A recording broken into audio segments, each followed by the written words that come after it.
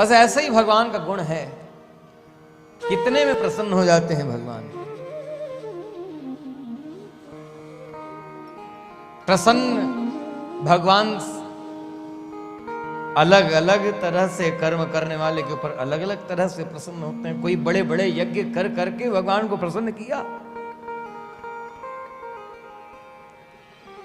और एक शबरी भी हो गई जिनके फलों पर भगवान रीझ गए,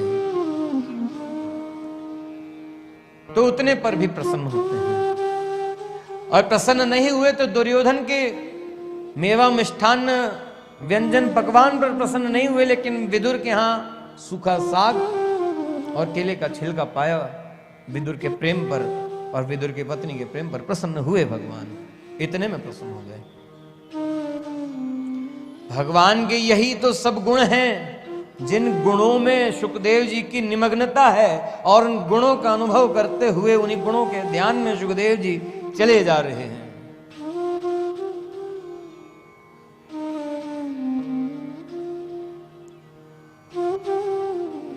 और पीछे से वेदव्यास जी चिल्लाते चिल्लाते आ रहे हैं, पुत्र वत्स बेटा रुक जाओ। पुत्रेति तन्मयतया तरवोभिनेदु। सुखदेव जी ने कुछ उत्तर नहीं दिया तो उनकी तरफ से वनस्पतियों ने, पेड़ों ने उत्तर दिया। तो ऐसे सुखदेव जी को नमस्कार कर रहे हैं। तम सर्वभूत हृदयं मुनिमानतोस्मि।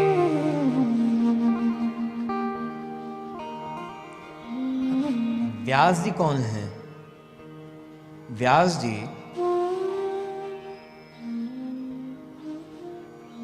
18 पुराणों के रचयिता,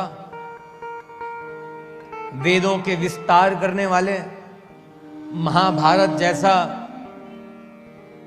सागर रूपी ग्रंथ रचने वाले, और उस महाभारत में से सार स्वरूप श्रीमद् भगवद गीता को निकाल करके हमें उस ग्रंथ के रूप में प्रदान करने वाले, ये वेदव्यास जी हैं।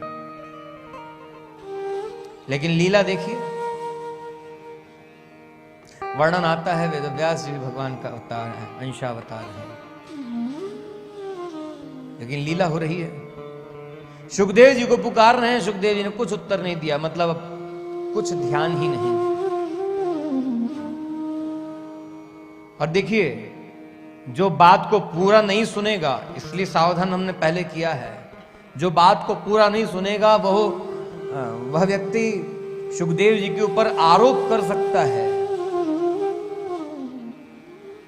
उन पे आरोप लगा सकता है। क्या आरोप लगा सकता है? सुखदेव जी पिता की भक्ति नहीं की है, यह आरोप लगा सकता है।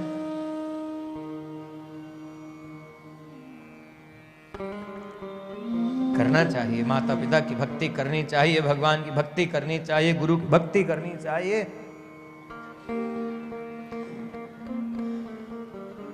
माता पिता की भक्ति करने से भगवान प्रसन्न होते हैं, गुरु की भक्ति करने से भगवान प्रसन्न होते हैं, और भगवान की भक्ति करने से भी भगवान प्रसन्न होते हैं।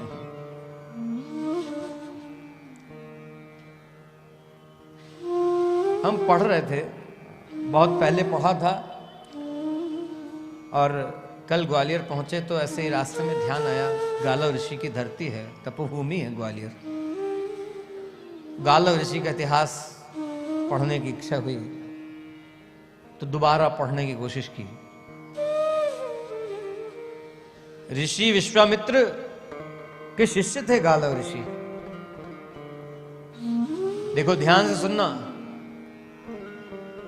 और ये महत्व है।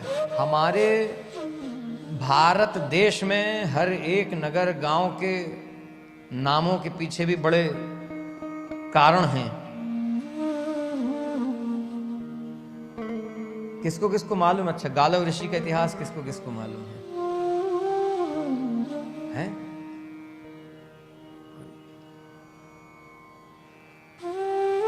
हम आपके शहर में आ रहे हैं तो आपके शहर का इतिहास जानने की इच्छा हो रही है, आप लोग अपने शहर में अपने शहर का इतिहास नहीं जानते।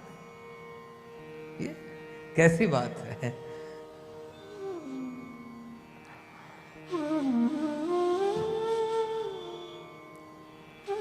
देखिए जानना चाहिए, अवसर आते हैं ग्रंथों का अवलोकन जब किया जाए, शास्त्रों का अध्ययन किया जाए तो अच्छा ये जो